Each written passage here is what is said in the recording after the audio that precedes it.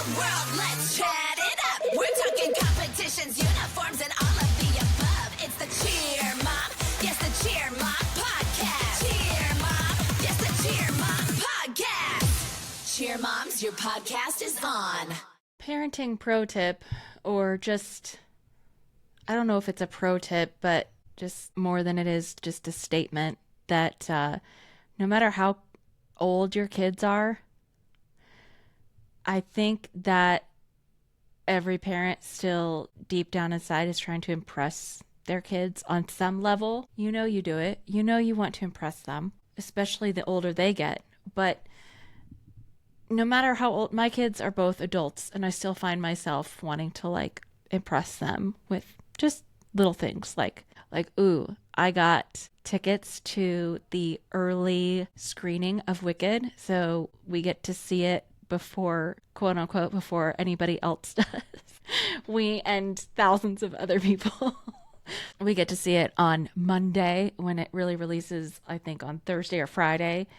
And I was like beside myself to impress my kid over that. And I think she was impressed. You know, just like little things that you want your kids to be impressed. Like that, you know, like if you know slang, if you know what 6'7" means, you're not allowed to use it. But if you know what it means, like that might, I don't know, it might impress your kids. Or, I mean, they roll their eyes, but they're like, oh, my mom actually knows what that means. My son told me the other day that the cookies that I made were significantly better than cookies I've made in the past. Well, he didn't say it like that. He was like, your cookie game is like significantly on point lately. And he corrected himself, like not that they weren't on point before, but he was very impressed. Bottom line, he was very impressed by my cookies. And I'm still on cloud 9 from that compliment. And he gave that to me weeks ago. And now I find myself wanting to make him more cookies to see how he likes them.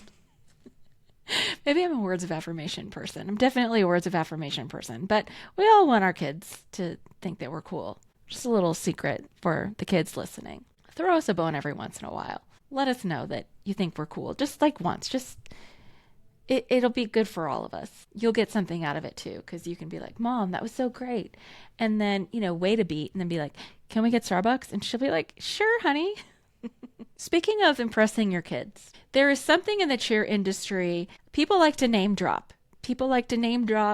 There are, you know, we talk about that the sport of cheer is young, and the trailblazers, the people who made the sport of cheerleading significant, they're still heavily involved. Most of them are heavily involved in the industry still today. And while I am much more educated and versed in the names and in the inner circles of the cheer community today than I was when I was a new cheer mom, I still kind of giggle sometimes because people will be like, and then I was hanging out with so-and-so and, you know, so-and-so. And I'm like, who? Like, I know that I'm supposed to know who these people are, but I don't. So here's a good way to impress your kids is to listen to today's podcast guest. Stacy Fabrico has a rich history in the cheer community, but she is a published, well-established author as well. She's a gym owner, she's a coach, she's an author, like she's a mom, she does all of these things. I don't know how she keeps it all straight.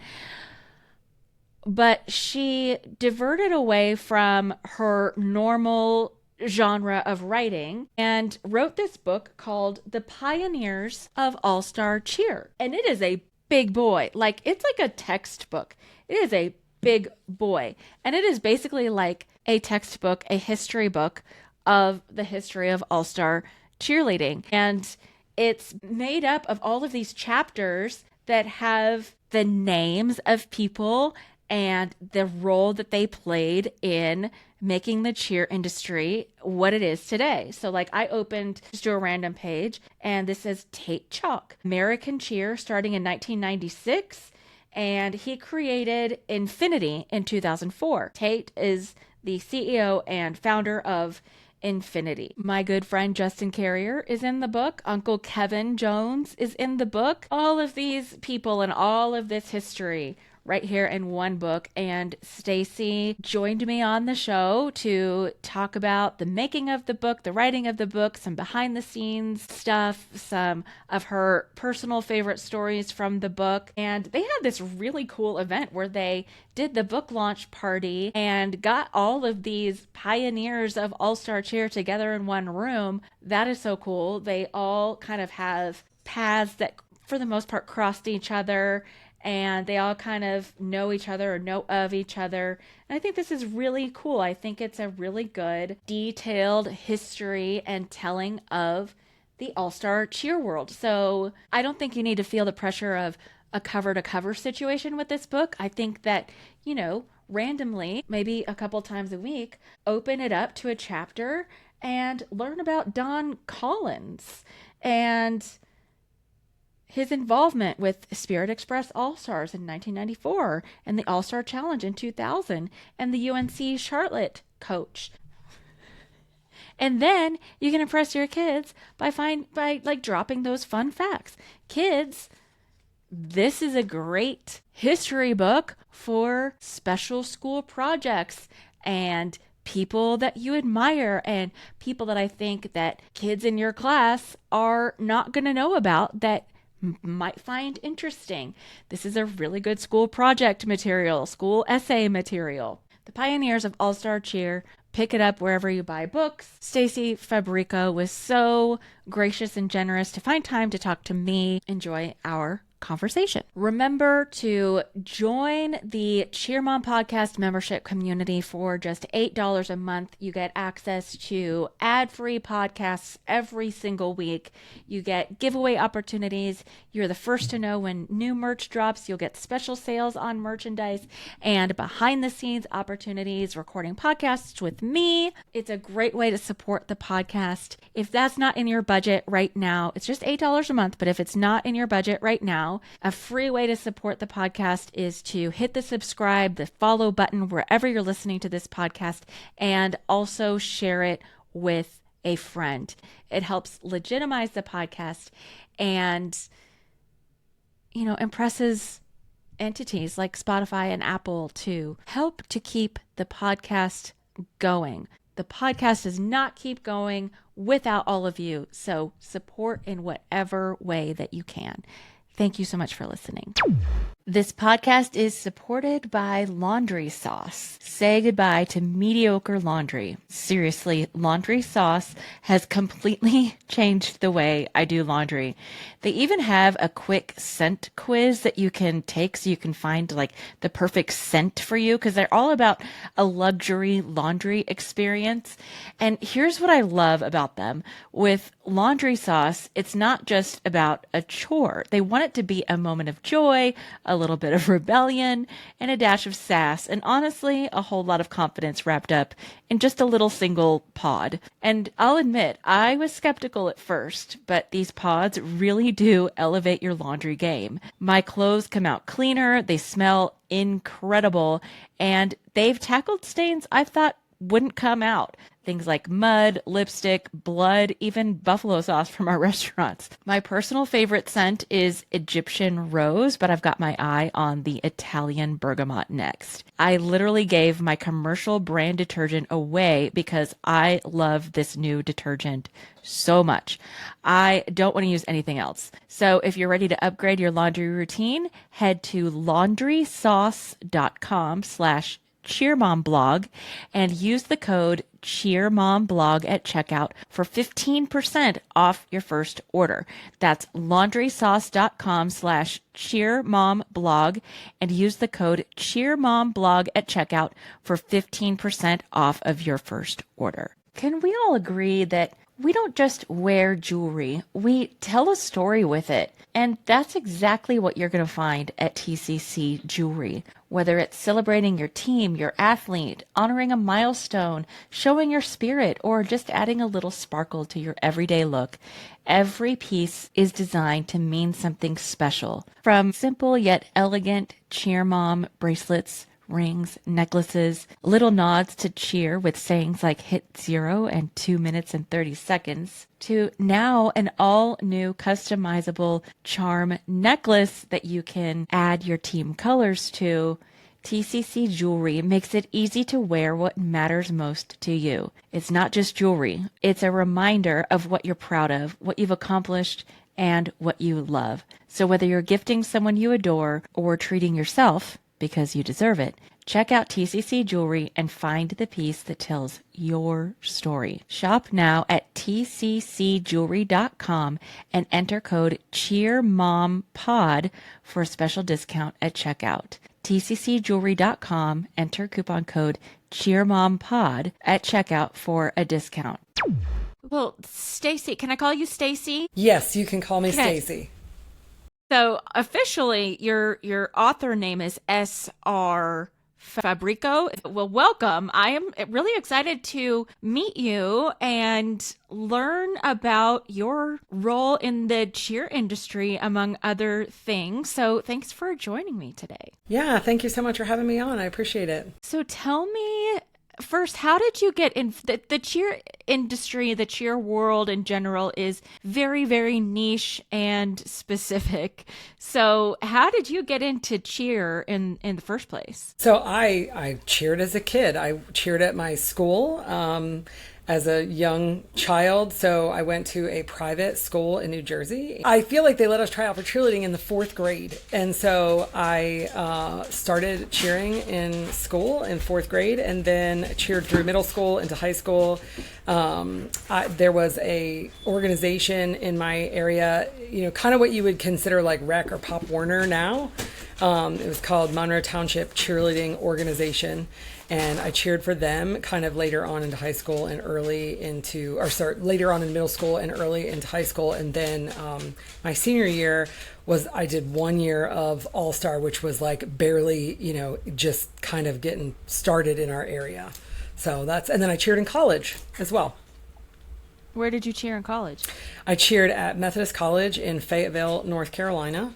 So I moved from New Jersey to North Carolina and stayed in North Carolina for, 15 plus years. And I opened up my premier athletics facility in North Carolina and started my gym there and coached cheerleading and dance in North Carolina until I moved to Knoxville. To the Premier Athletics is a multi-location facility, and so they wanted me to move to Knoxville and kind of be the director of gym operations and oversee all of the facilities. When did you first start being a cheer gym owner? What years? So I started my gym in 2000 or 2001. Okay, so like OG cheer gym owners. You were there from the beginning. Back in the day when it was, novice, intermediate, advanced, and, we would sometimes compete on hard floor, sometimes compete on spring floor, sometimes it would be 7 mats, sometimes it would be 9 mats, just when it was a free-for-all, yes.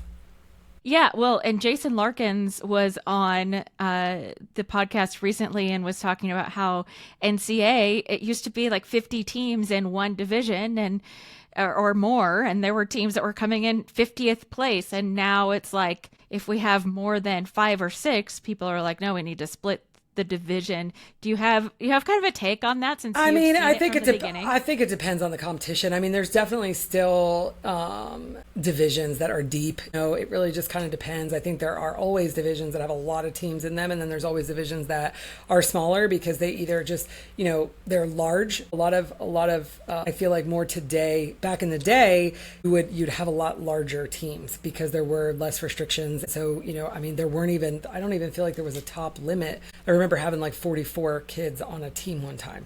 Whoa. Yeah, but there weren't so many different. That was when it was novice, intermediate, advanced, and there weren't so many difficult, so many breakdowns of what you could do in each level and that kind of thing. And so it was a little more broad, and you could have more kids on the team. There wasn't a top number, but it really wasn't safe to have 44 kids. I mean, it was okay to have 44 kids on the floor, but there were some teams that had 50 kids on the floor. Like it was better to set about like a number. Okay, you can have this many. So anyway, I say all that to to say that now I feel like small and medium teams are more popular, so those divisions tend to be a little bit bigger. So if you have a large team, your division may be a little bit smaller.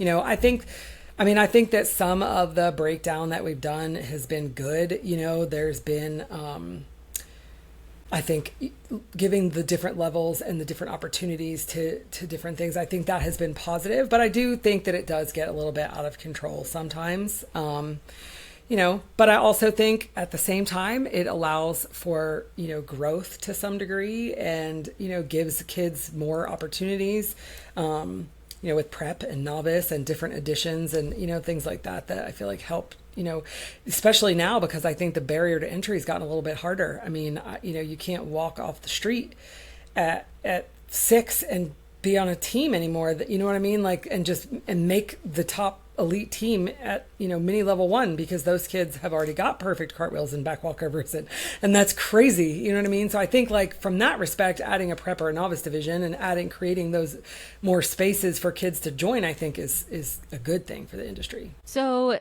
I kind of have two different questions, two different perspective questions on that. So one is, I feel like a lot of gyms, especially D1 gyms, will try to create a team in a smaller division so they have a better chance at winning. And some of these gyms are the same gyms that are asking for more divisions. So what do you kind of make of, it used to be bid chasing, and now it's like, we're going to have an extra small flex co-ed, et cetera, et cetera, et cetera, so that we're like one of two teams in our division, which that's a choice. That's a strategy. I mean, I do think that I do think it's smart for every gym or all-star director, whoever's forming the teams. I do think it is the smartest decision for them to put their team, to set them up for the best success possible, and to choose what division that's going to be. And so that may be one of those smaller divisions. I think it's also fair if a director is like, I want to challenge my kids. They've been successful at this, in this level or at this division, and they've got the parents buy-in and they want to be, they want to take it to the next step. I think that's fair. I think that there's no... If you're a gym owner, I've never been one of those people that's been kind of pushing for different divisions. Personally, I think the 4.2, when that came out, that's been a while now. I think when the 4.2 first came out, I think that was one of the ones I remember kind of voting, like, you know what, I think to keep older kids in the sport and get them in the sport that may not be able to do all the hard tumbling, but they can do some of the harder stunting because they've been in high school and that kind of thing. Like, I was for that, division addition, which, like I said, it's been a while. So I don't really have an opinion per se. I think that if people are asking for it, the thing is, if they're USASF divisions specifically, like, usually they don't just get added. Like, there's a process, and every member has the opportunity to say yay or nay whether or not they want to do that. And so I think there's a misnomer there sometimes, that it's just like, oh, we want to add this division, and boom, wave the magic wand and division inserted. Like, that's not typically how it works. And sure, yeah. Usually if people are paying attention to their emails and taking time to read and communicate and understand what's going on, they do get a say so. And so in my opinion, if something is brought to the table, hey, do we want to add extra small, extra small, level 42.19, right, then I think that somebody brought it to the table, you're reading the information, and then you get to say whether or not you agree. And if the majority of people agree, well, then clearly there's enough people in the industry that are saying, hey, that would benefit my gym. I could really use that division. So I'm not necessarily, opposed to it. But a lot of times I feel like a lot of noise gets started because people don't understand the process, and they just assume, somebody is complaining and now we're going to add this division, and it doesn't quite work that way. So kind of on the flip side of that, what would you say? I know that there are a lot of, especially dads out there, that are like, there's so many divisions, and when we're called national champions, and it's national champion this and national champion that, and there's really not, one national champion. There's a national champion at this event, but there's also a national champion of, the extra small in the tiger division. I've heard from one. It's like, we're in the cat division of, especially like high school cheer. where it's like there's not really one champion, which is I think probably a American cultural thing where, in all of our professional sports, there's one winner, there's one champion at the end of the day. How do you kind of manage that conversation, or what's your expert opinion on that school of thought? Yeah, so I mean, I get it. I understand that, but I also kind of think that, like take other sports for example, like you're going to have friendly scrimmages for soccer or basketball, football, whatever. And then you're going to have teams that you're going to play that you're kind of more competitive with. And then you're going to have teams that you're going to play that are more difficult. And I feel like cheerleading now, maybe it wasn't always this way, but I feel like cheerleading now has kind of evolved in that, you're doing a lot of different events throughout the season to get your athletes prepared. And, the national championship terminology, I think for our sport really has just kind of become, it just means that anybody from anywhere can attend it. It's not just a regional or a state event. And to me, it's up to the owner or the director, whoever's choosing the competition schedule, to decide like what's going to be the best schedule for their athletes. And some of those are going to be smaller competitions because that's what they need to get the kids out on the floor and get them used to their routine. And for some kids that have never taken the stage, the lights and the, whatever. And then obviously they're going to have teams, or other programs are going to have multiple teams. They want to go to some of those harder competitions. And that's really what you're aiming towards. So everything throughout the season is kind of building into either those bigger events that you're preparing for, or your postseason event that you're preparing for. And so you're going to have some smaller competitions or easier competitions. At the end of the day, they're still having to go through the motions of getting on the stage, doing their routine, performing their routine, going through the warm-up room. For a lot of kids, not every kid is that level 6 athlete that's done this a million times. For a lot of kids, that is a necessary part of their experience and learning how to do it successfully. And to me, I mean, I'm like, I get it. I understand that philosophy, but what does it hurt? I don't know, like, so they went and they competed against 5 teams instead of 10, or 5 or 6 teams instead of 20. They still had to go through the motions and do their part and hit their routine successfully. And at the end of the day, they love doing that. Hopefully you as a parent love watching them. And I don't think that we should lessen that experience just because they had more teams at one competition than another, if that makes sense. Well, I think yeah, they all have and a purpose. It's all relative too. It's just as hard for a 9 or 10-year-old working on their back walkover as it is for a 15 or 16-year-old working on their whip double. It's you can't compare the two. It's in a lot of ways it's apples and oranges when it comes to a lot of like the tumbling things, especially in coordination things. So go ahead. I was just going to say, I think as the sport has evolved, in like, you have all of those different types of events to kind of prepare you for those bigger events. Like they weren't always those big events. You know what I mean? Like there were some, but not everybody went to NCAA where there was 50 teams in a division because they didn't want to travel there, or you know what I'm saying? So I think different strokes for different folks, maybe, if that makes sense. And there's Sure. a lot of different opportunity, but at the end of the day, I feel like you're building your season to prepare your kids for that one, for their NCAA if they're going, or for, whatever that big event is in their season, and everything else in between is just preparation for that.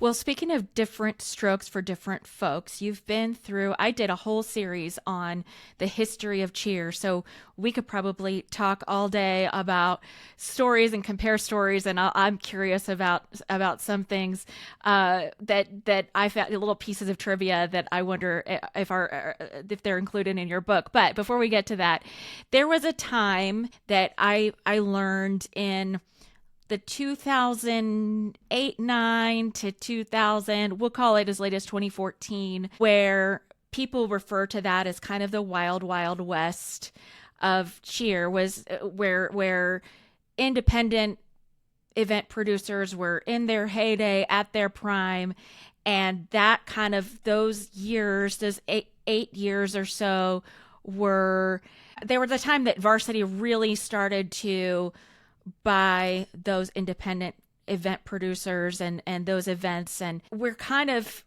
getting back to, I've heard somebody refer to this time period as we're back in the wild, wild west. Whether people agree with that terminology or not, there are more independent events coming up. Of course, you have the All-Star Worlds competing with the Summit and competing with other events. Do you agree with kind of that state of mind?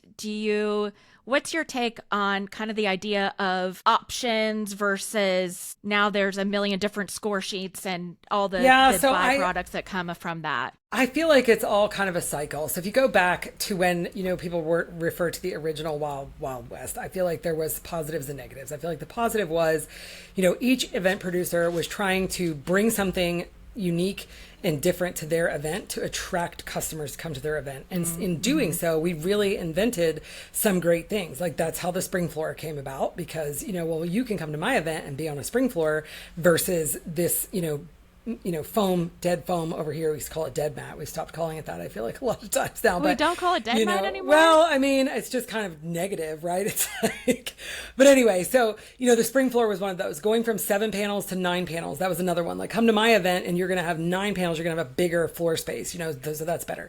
Come to my event and you're going to have, a scoring box where you can come and talk about your score and address your score if you have issues and questions. And we're going to give you like a rubric and try to help you hit the score sheet. The scoring and how they scored at events was part of their, way of getting people to come. I remember All-Star Challenge. Like I loved going to All-Star Challenge events because they really heavily weighed creativity into their scoring. And so if you had a really great creative routine, you may do better there than if it was kind of more clean and cookie cutter and, at other events. And so I think that all of those things made the sport better, but it also created a lot of chaos. And it was, as a coach, extremely difficult to compete on a Sunday or a Saturday at this event and have this set of rules, and this particular element of my routine is now no longer legal at this next event that I'm going to 2 weeks later. So instead of training my kids, my athletes on their technique and really trying to perfect the routine, we had to change it so that we could fit within the score sheet that we were going to next, and so on down the line. And so that became kind of crazy. And I think that there was a huge benefit to, the USASF stepping in and to event producers kind of coming together and, hey, let's streamline some of these things.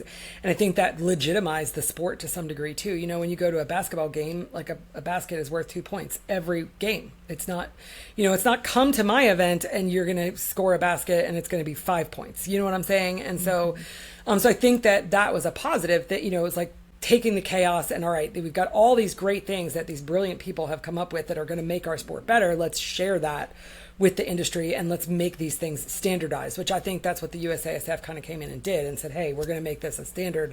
If you want to have a legitimate competition, you need to have this kind of flooring. You need to do these kinds of things. You can't have your mats right up on the edge of the stage where somebody's going to potentially fly off the floor. Like there's rules, and we're going to agree to be on one score sheet, which the coaches at the time were like, yes, thank you, or not necessarily the same score sheet, I guess, but the set of rules. We're going to follow the same set of rules. Every division is going to be the same, and you can do the same skills in each division, I guess is more really what it was.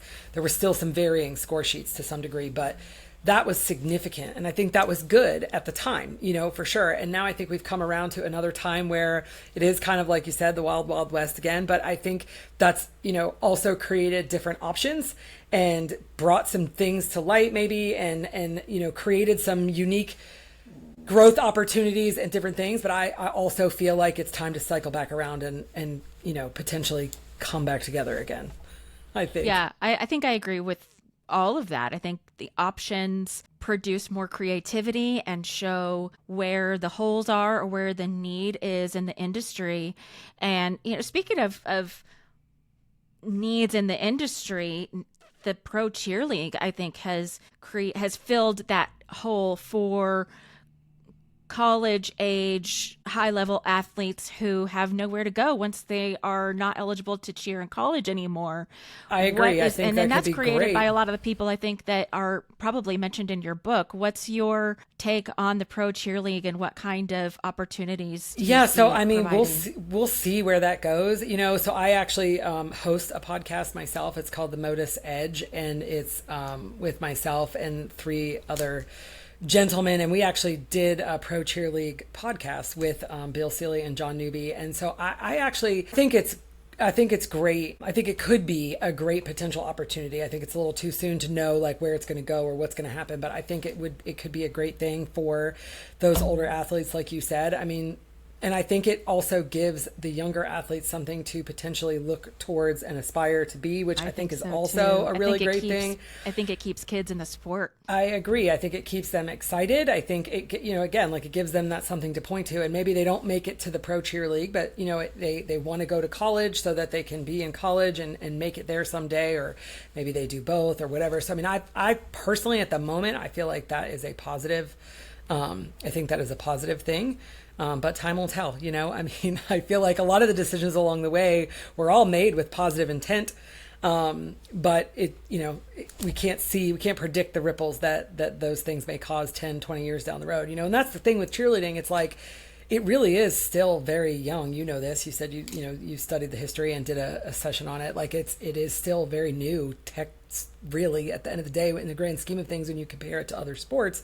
And so I feel like sometimes we're still trying to figure out our identity, which is why, we have that, for lack of a better term, I guess, like kind of a fracture, and things are happening, and there's all different things kind of going on. And like I said, I personally feel like it's time to all come back together again. And it doesn't mean that 10 years from now, that's not going to happen again. It's probably part of the cycle. I haven't studied all the other sports to know what their, trajectories were along the way, but I think that's, I mean, gymnastics is probably the closest thing, and they're constantly evolving, their score sheets and offering different aspects of gymnastics, so that there's different entries and different ways for kids to kind of get and start in the sport. So I don't know. Ultimately, I think it's a good thing, but time will tell. We shall see. Well said. So let's get into the book. So what inspired you to write the Pioneers of All-Star Cheer in the first place? Well, I feel like, I felt like it was time to write the history down. I think it was important for that to happen. I think that it was important because, like I said, the sport is still relatively young, but we do have a generation of gym owners, coaches, athletes, and even parents that they don't know anything other than today's version of All-Star, and they don't know kind of how it started and how it evolved and where it got to be today. And I think it was important to kind of document all of that for people so that they could go back and see like certain things. We don't want to revert back to the past. Like, let's learn from our history and do better, moving forward. And then I think also too, for the people that were part of its creation, that they remember, all of the things that they did. I really wanted to celebrate All-Star. There's, I feel like, unfortunately, clickbait and all the noise is what drives all the traffic, right? And so with people's perception of our sport and our industry. Correct. And with social media, that's what it's like, oh, well, how many people can I get to pay attention to what I'm saying? But the reality is most people don't take the time to actually like read the information. And so a lot of that noise is negative and not positive. And I feel like there are a lot of wonderful people in our sport, and there's a lot of wonderful things that we've learned along the way, and it was time to kind of write all that down in a book for people to read and hopefully learn from. And I think it's okay to celebrate our sport and all the people in it and what they've accomplished. So how far back did you go? Where did you start? So I started, you're going to put me on the spot, I think it was 1892 is the date. In Minnesota? Yes. So I started there with Johnny Campbell as the first cheerleader. I mean, that's brief, but, you have to kind of talk about how cheerleading came about to begin with before you can get into All-Stars. So I start there. I think that's the right year. And move, kind of forward. The first chunk is we quickly get into where All-Star formed kind of in the 80s. But I start there and kind of walk through cheerleading and how cheerleading kind of got into colleges, and then it trickled down into high schools, middle schools, elementary schools, that kind of thing. And then how, where the All-Star teams, kind of came about and how they got started. And these teams were popping up at NCAA nationals in the high school division.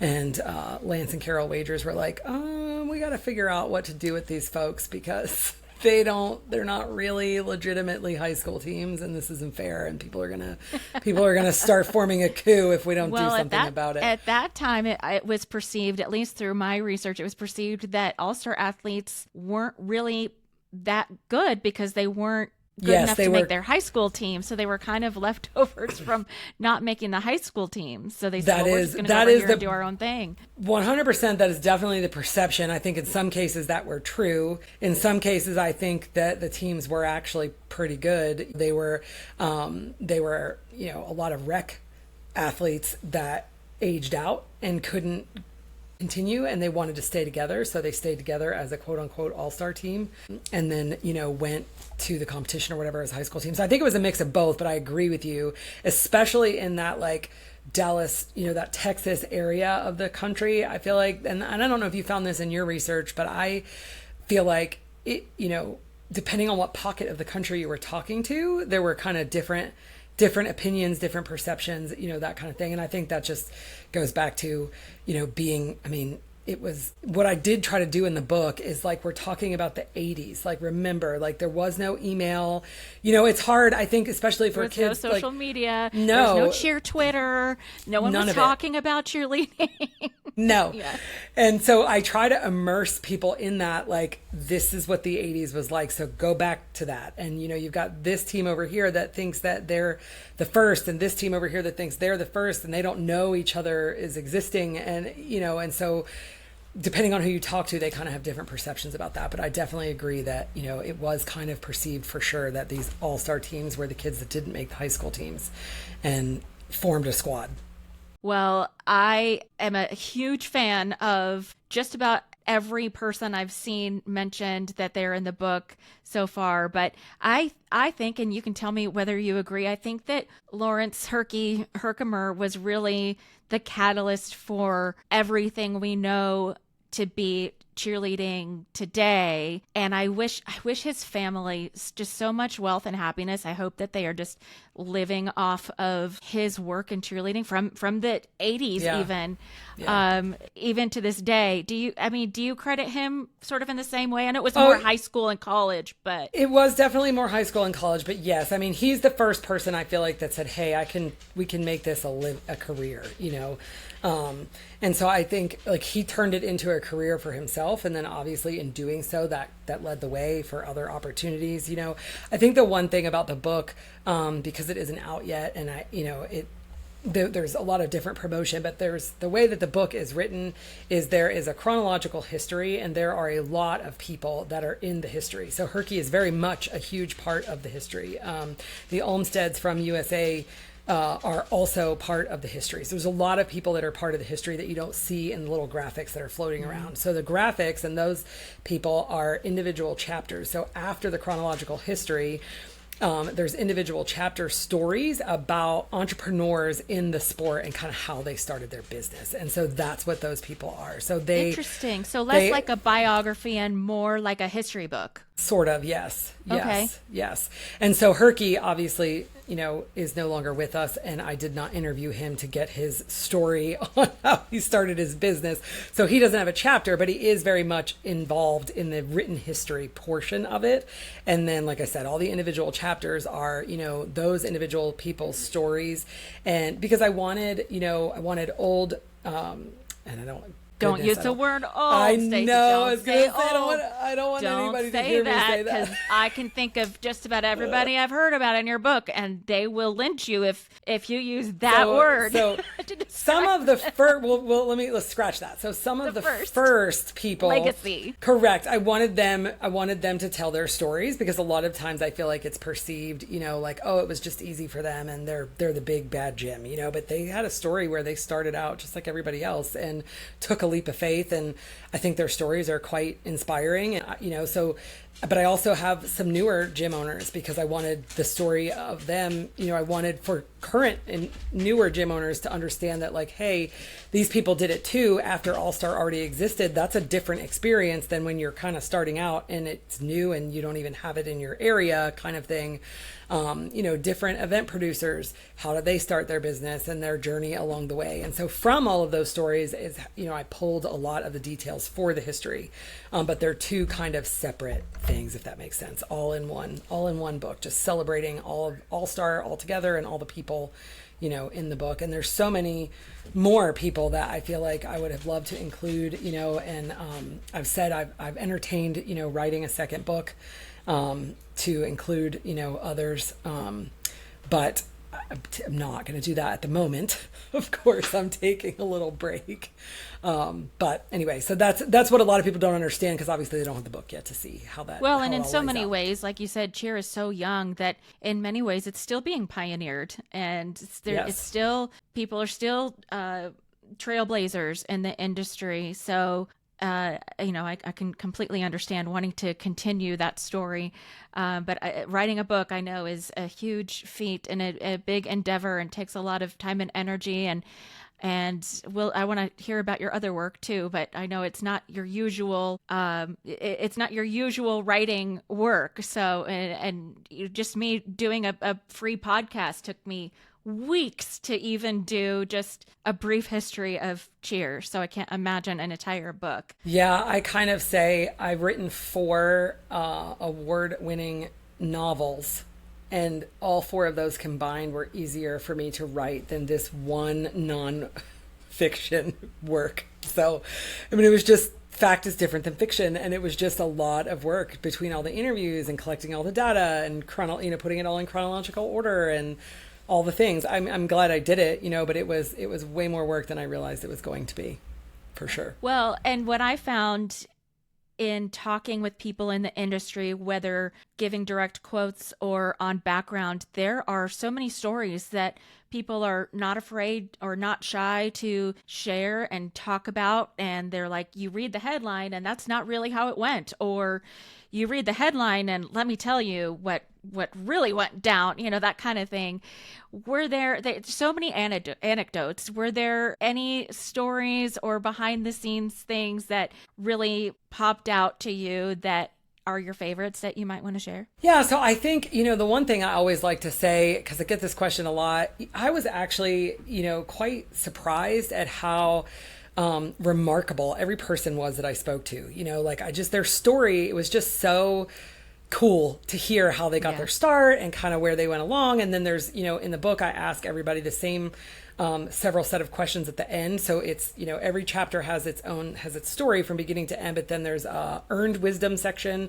And it's like, what advice would you give to gym owners? What advice would you give to coaches? There's just a lot of different, what lessons have you learned? What mistakes have you made? That kind of stuff. And then there's like a getting to know you section where I just ask them funny little silly questions. And I enjoy those little nuggets of wisdom that everybody shared. And so I really, I was surprised. And I know that maybe sounds kind of bizarre, because I don't know what I was expecting. It's not like I was expecting these people to suck, but I was so surprised at how kind of genuine guardedness, or I don't know Yeah, why. I expected a guardedness or what's the word? Being standoffish. And everyone that I talked to was just so friendly and really cares about the sport and the industry, the kids, with their whole heart. I agree. And that shone through in every single interview. And I was just it really restored my faith in humanity, to be honest with you. I was just so proud after talking to everybody, man, we really do have an incredible industry. And I feel like sometimes we forget, because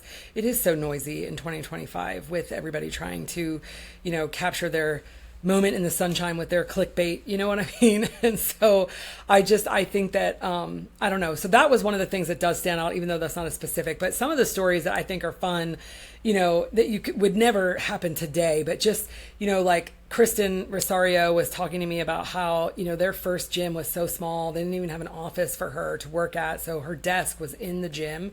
And oftentimes the kids would use her desk as part of the runway for the tumble track. So she had to make sure that during business hours when the athletes were in there, that all of her papers and her desk was cleared off. Otherwise the kids would be kicking it out of the way to do the running down the tumble track, and then Randy Dickey, I thought his story was crazy. He needed a facility and was trying to find one. And there was part of the story is he had a falling, something fell through with his lease that he was supposed to have, but he needed a space. And so he rented this warehouse where they had a bunch of shelves and storage during the day, but the center area of the warehouse was empty. And so they let him put his mats down And in the evening, they weren't in there. So he rented this warehouse space, and the kids would come in and they would do their practices or whatever in this warehouse. And then during the day, it was like a storage warehouse, And so, I mean, there's like little anecdotal stories like that I think are crazy. Elaine and Joelle were, they were in a parade, I feel like in DC, I'm trying to remember, and they did this whole USA theme, and it was just this really cool story about how they were able to have this awesome experience, be a part of this parade with their kids, which I thought was really awesome. And then one of the newer gym owners talked about how, her gym just got started basically by doing private lessons, so she would go to, and this was years ago, she would do individual private lessons with these athletes wherever they could find a space. And then from that, she ended up opening up a gym. She started doing that because she was a school teacher and wanted to raise some extra money on the side for herself to take a vacation. And that turned into, a gym now. So there's a lot of little stories, like that, that I think are really cool to read. That is so cool. So Justin Carrier, my Uncle Kevin Jones, I call it Kevin, Uncle Kevin. It's a little inside joke between us. But let's see, Brad Habermel. Who else? There's so many people in the book. Who else can we expect to hear from in those stories? Yeah, I mean, my goodness, you want me to read you the list? It's a lot of people. Jeff Webb, obviously, Lance Wagers, Ray Jasper's in there, Eric Little, Jamie Parrish, Heidi Weber, and Joelle, Victor and Kristen. We have Bug Potter and Mike Martinez, who started Premier and Athletic Championships, Cole Stott, Casey Jones, Roger Schonder, Kat Whedon, Stingray All-Stars, yeah. Yep. Kat Whedon, who started the Small Gym Association. So she's in the book. Hilda McDaniel, her daughter, Kendall, did the interview, and Hilda was the first All-Star program. Based on all the information that I could find, there's some disagreement about that, but she was the very first one to have a team. And so she is in there. Kevin Brubaker, of course, who started Cheersport. He's the one that brought Spring Floors to the industry and Level Play. Courtney Pope. I don't know. There's a ton like anybody who's anybody. Yeah, and then in the history, like I said, there's a lot of other people that are mentioned, and in the index, so there's an index in the back of the book, so you can if you want to see if there's somebody else that is mentioned in the book and where they might be mentioned, you can go to the index and and search their name and see what pages they may be on, because there's a lot of other people that are mentioned in the book that don't have a specific chapter to tell their specific story. Well, and I think parents, this is a good, first of all, kids, I think it's a good essay. I think it's a good research project. I said this when I did my series, that there's so much material in here to do interesting content for essays and research projects and history projects that nobody else will be doing. But it's also, I think, a great resource for parents to learn more about the industry that their kids are in, that they pay so much money to and spend so much time. And it's going to be a great way for you to go, oh, I understood it to be this way, and it might give you a better understanding of the way things work. And I think it could be a good connection between you and your kid, that you know who some of these people are, because a lot of these people, most of them are those cheerlebrities in the industry that the kids are like, oh, that's so-and-so, and that's so-and-so's daughter, and oh, that's so-and-so. So I think it's a good, and there's a lot of people that they the won't index you can see in there totally. And there's a lot of people that they won't know that'll be great to learn about too, like Kathy Bucky, she's one, and Gwen Holtzclaw. Like, I don't know, if you've ever heard of those names, but there's a lot of people that are in it that the kids won't recognize, that their stories are really cool, and they did things that they don't even know about to kind of get the sport where it is today, or brought new innovations to the sport that they don't even know about. So there's a lot of varying, everybody remembers like you said, the names that everybody knows, but there's a ton of people in there that you may not even recognize their names, but their stories are still super interesting all the same. I love that. So when does the book come out, and how can people find you and get their hands on the book? Yeah, so the book comes out Tuesday, September 30th. It will be available pretty much anywhere online that books are sold. It'll be available in ebook, paperback, and hardcover. I am working on an audio file, but that's not going to be released until a little bit later. My website is srfabrico, fabrico.com. If they want to go there, there's links there that they can click on to buy it direct. They And can you're also doing a pre-order. big red carpet premiere event. Tell me about that. Yeah, so Modus is the company that I started with Casey, Cole, and Kevin, and we do kind of like gym owner, it's a group of gym owners kind of working together to help each other grow their business. And so we do a conference every year in Nashville at the end of September, and our conference was planned, and when the book was coming out, we decided to host the launch party for the book at the conference and invite all of the conference attendees and the pioneers that are in the book. So we did do that, and the majority of them are coming, which is really super exciting. And I think it's going to be great for, again, like I said, one of the first questions you asked me was what, motivated me or what inspired me to write the history. And I think that bringing everybody together to celebrate, everyone's individual contribution to the sport, no matter how big or small, is kind of going to be a really cool, fun night. I think it's okay that we celebrate each other, and I hope that the athletes in the industry see that we can all come together and celebrate each other, and we're not always going to be the winner, you know what I mean? But we can still celebrate those that are, and when it's our turn, hopefully they celebrate us. I feel like that is something that we could all learn from that evening, hopefully. So exciting. Yeah. If nothing else, cheer is about community. And that has from day one been the case. And it's been about people forming lifelong relationships and friendships and businesses growing out of that, of course. But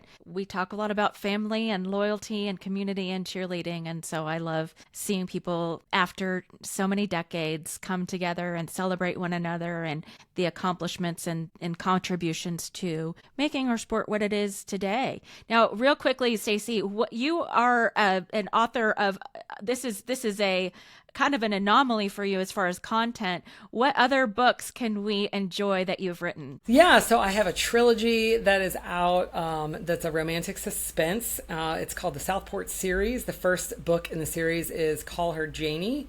The second book is Keeping Janie, and the third book is Janie's Hope. My debut novel was The Secrets We Conceal, and then I have 8 sports journals for kids in a variety of different sports where they can kind of track their season throughout the year.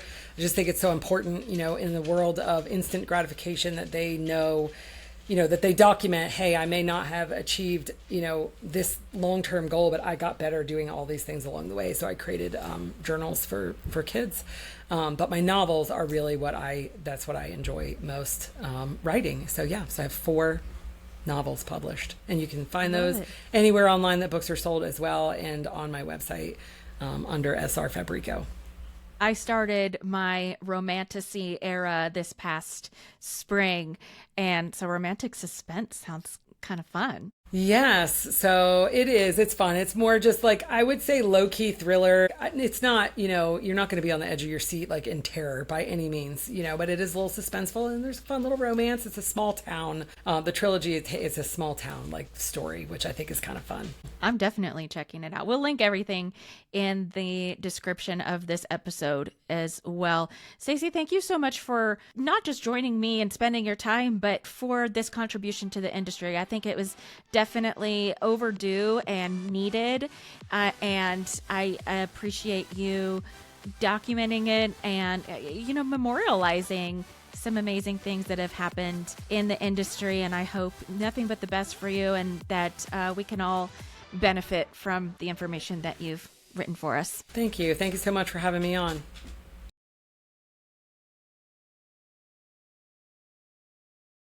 What up, party people? This is Jason Larkins, host of the Let's Talk Cheer podcast, and I've teamed up with Kristen Wheeler of the Cheer Mom podcast and Dan Cotton of the Cheer Biz podcast. That's right. Hey, everybody, Kristen here. We know that you love cheer, so why not dive into more perspectives? Tune into my podcast, the Cheer Mom podcast, for cheer issues spoken from the parent's perspective. Then head over to Dan's podcast, the Cheer Biz podcast, to learn from a gym owner on on how to run a successful cheer business. And of course, don't miss the Let's Talk Cheer podcast featuring Jason Larkins, the one that we all know and love, where they talk about cheer from a coach's perspective. Which means whether you're a coach, a cheer parent, or a gym owner, we've got you covered. Find all 3 podcasts on Apple Podcasts and Spotify, and stay tuned for new episodes each week.